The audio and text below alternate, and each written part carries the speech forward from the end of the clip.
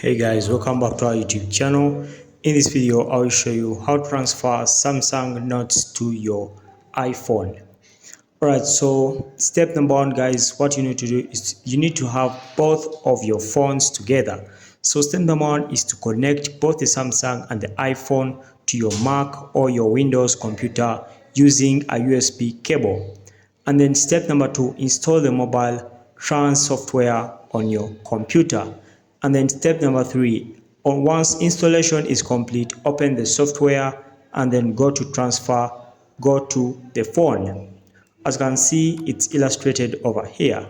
And now step number four says, on the mobile transfer, you will load the two devices and then preset them as a source and destination.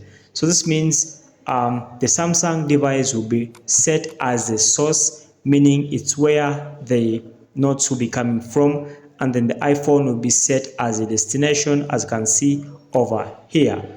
Alright, so after doing that, guys, you tap on start. The start button will be over here, and then after tapping on the start button, you then leave it to start transferring your notes from your Samsung device to your iPhone. Alright, so guys, that's simply how it's done. Thanks for watching. Make sure to like and subscribe.